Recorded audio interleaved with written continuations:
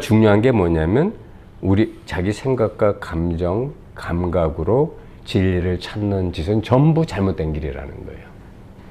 두 번째는 이 깨달음으로 가는 길에 제가 비유를 들고 싶은 게 그 헤겔의 철학 중에 정반합이라는 게 있어요. 정반합이라는 게 뭐냐면 이제 뭐 간단히 말해서 처음에 이게 옳다라고 생각하다가 그거에 반대, 이 세상에 옳다는 게, 진리라는 게 있다면 모든 걸 포괄해야지 이쪽만 옳고 저쪽은 틀렸다 하면 진리가 반쪽짜리가 되잖아요. 그럼 무슨 진리가 반쪽이야? 진리 아닌 게 또 있어. 그러니까 그 반대되는 것도 같이 살펴보자는 거예요. 이것만 볼 게 아니라 반대도 보자. 그러면 내가 여태까지 이걸 진리라고 믿었는데 이제 봤더니 저것도 이거를 분명히 이거의 상대지만 이거하고 균형을 갖는 무언가가 따로 있는 거예요. 그래서 정에서 반으로 가면 헤겔의 철학은 뭐냐면 이거와 이거 반대되는 걸 둘 다 우리가 이해하고 그런 것에 대해서 둘 다 수용할 때 그때 합의 길이 열린다는 거예요. 그런데 이게 불교의 깨달음하고도 굉장히 상통하는 점이 있어요. 근데 여기서 중요한 게 뭐냐면 합이라고 하는 게 이것과 이것 사이에 양다리 걸치는 게 아니에요. 즉 중간이 아니라는 겁니다. 그럼 뭐가 합이냐? 이럴 수도 있고 이럴 수도 있다는 확 열리는 거예요. 예를 들면 우리는 자꾸 어떤 법을 이렇게 자꾸 추구해요. 법을. 그런데 여러분 생각해 보세요. 여러분이 자전거를 탄다고 할 때 이렇게 경사길, 커브길을 돌려면 몸이 이렇게 기울어져야 되죠.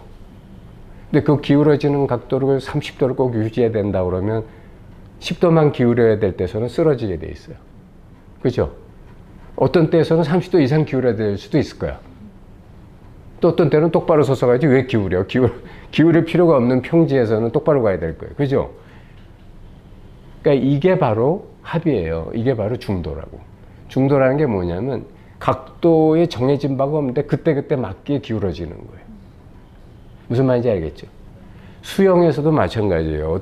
우리가 수영을 잘 하려면 어떤 때는 물속으로도 좀 들어가야 되고 어떤 때는 물 밖으로 나와야 돼요.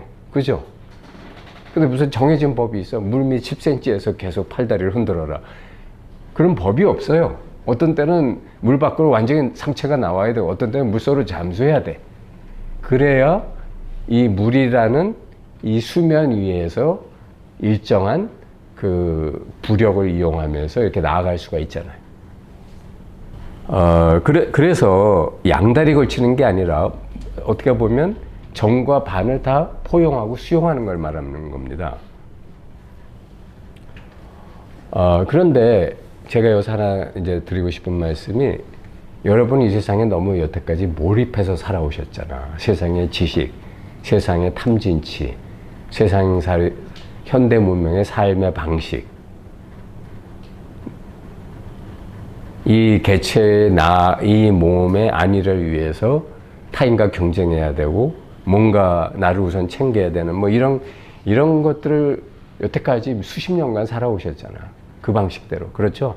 그 어쩔 수 없잖아요. 이게 그렇게 살아야 이 몸 하나를 유지하니까. 그런데 모든 종교에서 가르치는 게 그렇게 하라고 해요? 아니면 그 반대를 가르쳐요? 이걸 내놔줘라, 뭐 왼뺨을 때리면 오른뺨도 내밀어라, 뭐 이타적인 걸 자꾸 강조하잖아요. 그렇죠? 그럼 솔직히 여러분 생각해 봐요. 그렇게 되면 간 달라는 사람한테 허파도 떼줘라, 뭐 이제 이런 논리가 되는데 그럼 지가 어떻게 살겠어요? 그러면 그러니까 결국 이게 뭐냐면 하나는 정이고 하나는 반인 거예요. 현대 종교는 이렇게 기독교든 불교든 우리가 무슨 뭐 보살행이니 이타행이니 육바라밀이니 잘 보면 이렇게 살아온 우리들에게 저렇게 살라고 가르치는 거니까 정과 반인 거예요.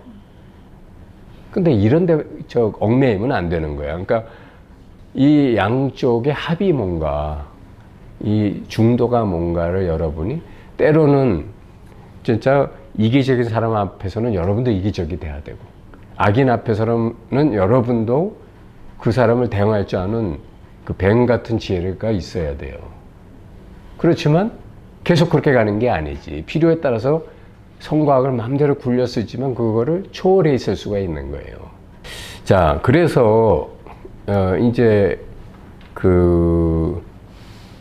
좀 얘기 옆으로 샜습니다만, 그래서 우리가 태초에 태어났을 때는 여러분은 갓난아기였을 때는 여러분은 태초의 아담과 이브처럼 그냥 생명 그 자체였어. 에덴 동산의 그 존재.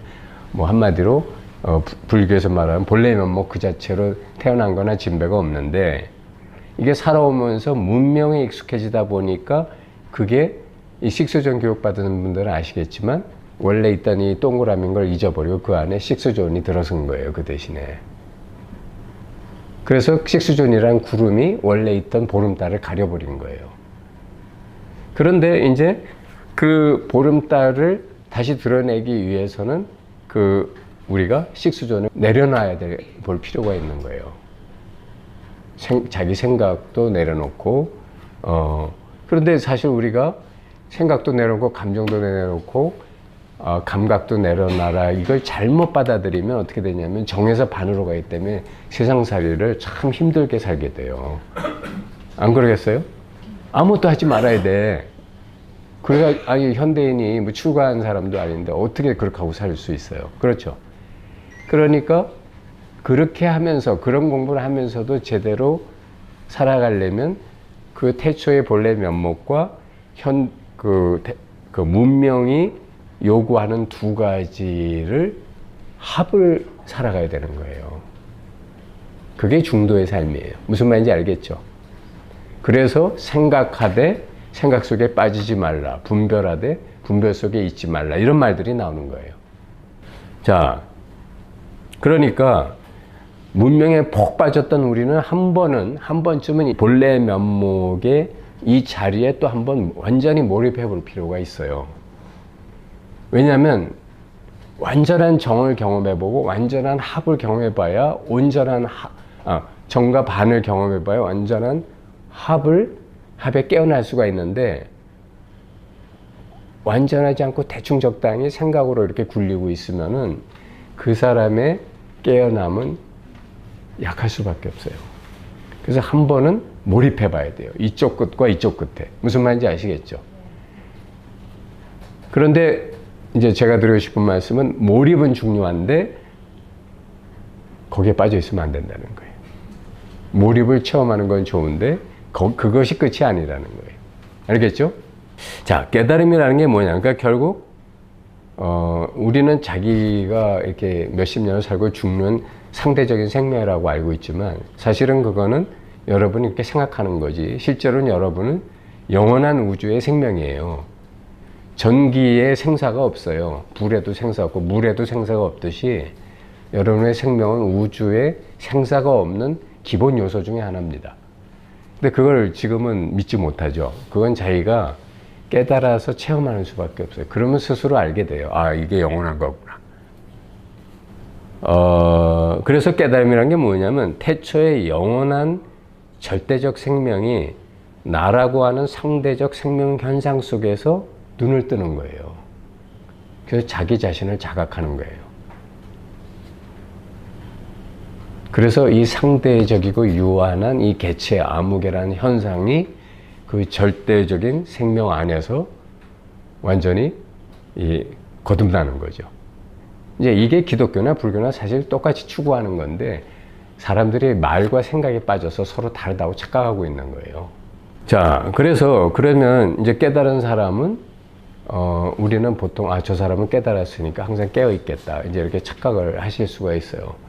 그런데 그렇지 않습니다.